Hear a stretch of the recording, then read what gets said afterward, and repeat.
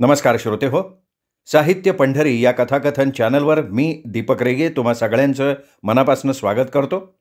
श्रोते हो, आजपासून तुम्ही ऐकणार आहात एक दीर्घ कथा, जी कथा लिहिली आहे सुनील पांडे यांनी आणि नाव आहे त्या कथेचं प्रिय नर्मदा मैयास. ही दीर्घ कथा लिहिताना आपल्या मनोगतातनं व्यक्त होताना सुनील पांडे सर लिहितात, नर्मदे हर. हे नर्मदा परिक्रमेवरील पुस्तक नसून नर्मदा मैयावरील लेखन आहे. ही नर्मदा मैया माझ्या जीवनात कशी आली आणि माझ्या जीवनाचा भाग कशी झाली त्याची ही कथा. ही कथा आहे ओंकारेश्वर, महेश्वर आणि अमरकंटकच्या मी केलेल्या प्रवासाची कथा. ही कथा आहे प्रति नर्मदा प्रदक्षिणेची. ही कथा आहे एका मुलानं आपल्या नर्मदा मैयाला लिहिलेल्या प्रवासपत्राची आणि तो मुलगा मी आहे, सुनील पांडे. पत्राच्या माध्यमातून आई नर्मदेशी साधलेला हा हृदय संवाद आहे. लोकजीवनात नर्मदा फक्त नदी नाही, ती आई आहे आणि म्हणून लोक तिला नर्मदा मैया म्हणतात. परिक्रमावासी श्रद्धेनं नर्मदा परिक्रमा करतात. जी पुस्तकं वाचून नवीन विचार सुचतात ती खरं पुस्तकं. नर्मदा परिक्रमेवरची पुस्तकं वाचून नर्मदा परिक्रमेचा विचार मनात आल्याशिवाय राहत नाही. ज्यांना शक्य असेल त्यांनी नर्मदा परिक्रमा जरूर करावी. ज्यांना चालत नर्मदा परिक्रमा शक्य नाही त्यांनी नावेतून नर्मदा प्रदक्षिणा करावी. ज्यांना नर्मदा परिक्रमा आणि नर्मदा प्रदक्षिणा या दोन्हीही करणं शक्य नाही त्यांनी कमीत कमी ओंकारेश्वर, महेश्वर किंवा आई नर्मदेचं उगमस्थान अमरकंटक यापैकी एका ठिकाणी तरी आयुष्यात एकदा तरी जावं. नर्मदा मैयाचं सौंदर्य अनुभवावं, तिच्यापुढे नतमस्तक व्हावं.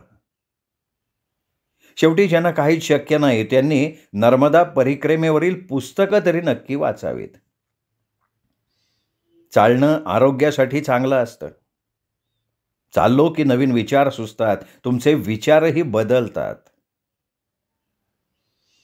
वारी, नर्मदा परिक्रमा यातनं माणूस अंतर्मुख होतो, जीवनाचा खरा अर्थ कळतो, जीव आणि शिव यांची भेट होते. लेखक अमृतलाल वेगड म्हणतात, घरात बसून आराम मिळेल पण आनंद मिळणार नाही. त्यासाठी माणसांनी अशा प्रकारच्या पदयात्रा आयुष्यात जरूर करायला हव्यात. शेवटी सांगणं माझं काम, ऐकणं न ऐकणं तुमचं काम. नर्मदा प्रेमी माझ्या या पुस्तकाचं स्वागत करतील ही अपेक्षा. नर्मदे हर. सुनील पांडे. श्रोते हो, हे होतं सुनील पांडे सरांचं मनोगत. आता सुरू करूयात प्रिय नर्मदा मैयास भाग पहिला. प्रिय नर्मदा मैयास. प्रेमपूर्वक साष्टांग दंडवत.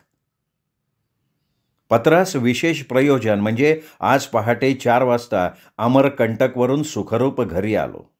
तुझ्या कृपेनं. काळजी नसावी. खरं सांगायचं तर गेल्या काही दिवसांपासून तुझ्या भेटीची मला आस लागून राहिली होती. शेवटी तू माझी इच्छा पूर्ण केलीस. आभार मानून मी औपचारिकता बिलकुल दाखवणार नाही. तसंही आईचं कोणी आभार मानत नाही, पण आभार मानायला हवेत. आपण जगाचे आभार मानतो, पण जी आपल्यासाठी खूप काही करते त्या आईसाठी कृतज्ञतेनं आभार कधीतरी मानायला हवेत. आई, खूप खूप आभार. त्रिवार धन्यवाद तुला. तुझ्या भेटीनं मन कसं आनंदानं काठोकाठ भरलंय. एक स्वर्गीय आनंदाचा अनुभव मी घेतोय. घरी आलो खरा, पण अजूनही मन मात्र अमरकंटकला तुझ्याजवळ ठेवून आलोय. तर घरी आल्या आल्या थोडं घटकाभर पडलो. प्रवासानं शरीर थोडं थकलं होतं, पण माझं मन मात्र प्रसन्न आणि ताजंतवानं होतं. बेडवरून उठलो, आंघोळ केली, चहा पाणी करून बाहेर जाण्यासाठी पायात चपला घातल्या. बाजारात गेलो. एका हारवाल्या दुकानातनं चांगला हार घेतला, प्रसाद म्हणून पावशेर पेढे घेतले, कुठेही न थांबता झपाझप घरी आलो.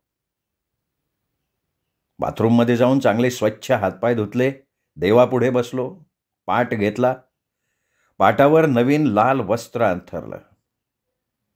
अमरकंटकवरनं आणलेला तुझा फोटो आणि बाटलीत आणलेलं तुझं नर्मदा जल भक्तिभावानं पाटावर ठेवलं. निरंजन लावून तुला हार फुलं वाहिली, तुझी आरती म्हटली, आरतीनंतर तुला पेढ्यांचा प्रसाद दाखवला. मनोभावे हात जोडून तुझी प्रार्थना केली. आई नर्मदा माऊली, तुझी कृपा सर्वांच्यावर कायम राहू दे. तुझ्या पूजेसाठी एक दिवा लावलाय, बदल्यात तू माझ्या हृदयात ज्ञानाचा आणि भक्तीचा दिवा लाव. मनातला अज्ञानाचा अंधार दूर होऊ दे. आई, तुझ्या फोटोकडे पाहताना जाणवलं की तू फोटोतून जणू काही माझ्याकडे बघून हसतीयस आणि मला सांगतीयस की अरे मुला, यासाठी तुला स्वतःहून प्रयत्न करायला हवा. प्रत्येक पाऊल विचारानं टाकायला हवं. नुसतीच माझी प्रार्थना करू नकोस, सोबत चांगला होण्याचा प्रयत्नही करत राहा. प्रयत्नाशिवाय यश सहज मिळत नाही. माझ्या आयुष्यात मीही खूप संघर्ष केलाय. माझ्या वाटेतल्या मोठमोठ्या खडकांना टक्कर देत माझा मार्ग स्वतः निर्माण केलाय. तुला जर जीवनात यशस्वी व्हायचं असेल आणि मनातला अज्ञानाचा अंधार दूर करायचा असेल तर विवेकाचा आणि प्रयत्नाचा दिवा सतत तेवत ठेव. अभ्यास सतत चालू ठेव. आई, तू म्हणतेस ना, हे खरं आहे. देव प्रयत्नाला यश देणार आहे. असेल माझा हरी तर देईल खाटल्यावरी, असं म्हणून कसं चालेल? चांगला होण्यासाठी आणि जीवनात यशस्वी होण्यासाठी मलाच प्रयत्न करायला हवा. कितीतरी वेळ मी तुझ्याकडे पाहत राहिलो. वाटलं तू नेहमी अशीच डोळ्यासमोर असावी, क्षणभर सुद्धा दृष्टीआड होऊ नये. स्वप्नी जागृती तू नेहमी समोर असावीस. नर्मदा जलाकडे पाहताच माझे डोळे भरून आले. माझ्यासाठी तू 1200 किलोमीटरचा प्रवास करून माझ्या घरी नीरेला आलीस. डोळे भरून आले. काय बोलणार, शब्द सुचेनासे झाले. घरी सर्वांना पेढ्यांचा प्रसाद वाटला, मग शेवटी मला घेतला. काय करावं आता, प्रश्न पडला. मग ठरवलं तुला पत्र लिहायचं, खुशालीचं, मी घरी सुखरूप आल्याचं. क्षणभर माझंच मला हसू आलं. पत्र वगैरे कशाला, काय त्याची आवश्यकता? तुझ्यापासून अशी कोणती गोष्ट लपून राहिली आहे? तू तर अंतर्ज्ञानी, न बोलता प्रत्येक गोष्ट ओळखणारी. जगातली कुठली गोष्ट तुझ्यापासून लपून राहिली आहे का? तसंही आजच्या मोबाईल संस्कृतीच्या काळात आजकाल कोण कोणाला पत्र लिहितोय? व्हॉट्सअप आणि फेसबुकच्या आजच्या सोशल मीडियाच्या जमान्यात कोणाला पत्र लिहिणं ही कल्पना तशी वेडेपणाची, नाही का? असं असताना सुद्धा शाळेत परीक्षेला पत्रलेखनाचा हमखास प्रश्न विचारतात, हेच मोठं आश्चर्य आहे. पण खरं सांगू, पत्रात जो आनंद आहे ना, तो मोबाईलवरून बोलण्यात किंवा पाठवलेल्या मेसेजमध्ये नाही आहे. मनातली प्रत्येक भावना पत्रामध्ये उतरायची. पण मोबाईलच्या फॉरवर्ड मेसेजच्या काळात हा निखळ आनंद आपण खरोखर हरवून बसलोय. मोबाईलमुळे दूरची माणसं जवळ आली, पण जवळची माणसं दूर चालली आहेत, नाही का? असो, आई, विचार करता करता खूप विषयांतर झालं, क्षमस्व. शेवटी आई हो नाही करता करता तुला पत्र लिहायला घेतलं एकदाचं. आई, तुझ्याशी खूप काही बोलायचं आहे. मनातलं पेनमार्फत कागदावर उतरवायचं आहे. आई नर्मदा, तुझी आणि माझी पहिली भेट झाली ती ओंकारेश्वरला. पहिल्या भेटीतच तू माझं मन जिंकलं आणि मी तुझ्या प्रेमातच पडलो. वाटलं तुझं आणि माझं नातं जन्मोजन्मीचं. कुठेतरी एक धागा तुझ्यात आणि माझ्यात जोडलेला आहे, घट्ट, कधीही न तुटणारा धागा. कितीतरी वेळ ओंकारेश्वरच्या त्या पुलावरनं मी तुझ्या त्या पात्राकडे बघत होतो. किती मोठं पात्र आहे तुझं आई.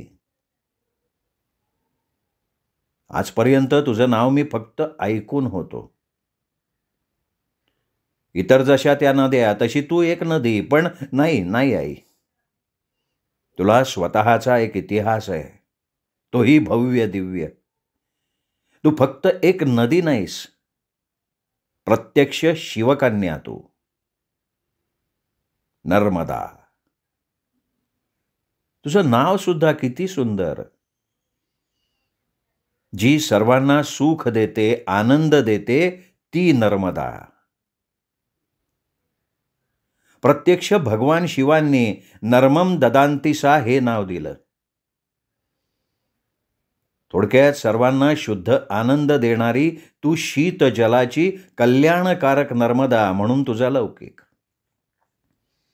प्रत्यक्ष स्कंदपुराणात तुझ्याबद्दल लिहिलंय, नर्मचैभ्यो ददे यस्मात् कृतै चेष्टिते पृथक भविष्यसी वरारोहे सरिच्छेष्टा तू नर्मदा. 7 कल्पांनंतर सुद्धा जिला मृत्यू येणार नाही, जी नेहमी लोकांना शारीरिक, मानसिक आणि बौद्धिक सुख देणारी आहे, अशा तुला लोक नर्मदा या नावानं ओळखतील. सदैव प्राणांना तू सुख देते. महाराष्ट्रातली 5 ज्योतिर्लिंग माझी पाहून झाली होती. मग मी ठरवलं की आपण उज्जैन आणि ओंकारेश्वरला जायचं. जाण्यापूर्वी तिथे कसं जायचं याची थोडीफार माहिती घेतली. उज्जैन आणि ओंकारेश्वर हे 2 ज्योतिर्लिंग मध्य प्रदेशात. आयुष्यात पहिल्यांदाच इतक्या लांबचा आणि तोही एकट्यानं प्रवास करत होतो मी. सकाळी 6च्या नीरा स्वारगेट एसटीनं पुण्याला आलो, तिथून बसनं शिवाजीनगर. शिवाजीनगर स्टँडवरनं 8:30 वाजता पुणे भुसावळ एसटी मिळाली. दिवसभर प्रवास करून रात्री 7:45ला भुसावळला पोहोचलो. स्टँडवर उज्जैन ओंकारेश्वरला जाणारी एसटीची चौकशी केली, पण इतक्या रात्री कुठली एसटी. कुणीतरी सांगितलं रेल्वेनं खांडव्याला जा, खांडव्यावरनं उज्जैन ओंकारेश्वरला रेल्वेनं जाता येईल. भुसावळच्या स्टँडवर एका टपरी हॉटेलात चहा आणि क्रीमरोल खाल्ला. रेल्वे स्टेशन एसटी स्टँडला लागून. खांडव्याला जाणाऱ्या पॅसेंजरचं तिकीट काढलं. रात्रीचे 8:30 वाजले असतील. भुसावळ मोठं जंक्शन, प्रवाशांची सतत वर्दळ. गाडीची वाट पाहत थांबलो. प्लॅटफॉर्मवर 1-2घांशी बोलता बोलता ओळख झाली. तेही खांडव्याला चालले होते. इंदौर जवळच्या एका खेडेगावी राहणारे. मूळचे ते सातारचे. कधी काळी कामधंद्यानिमित्तानं त्यांचे पूर्वज फिरत फिरत मध्य प्रदेशात आले आणि आता इकडेच ते कायमचे स्थायिक झाले. एकाचं नाव रामराव गायकवाड.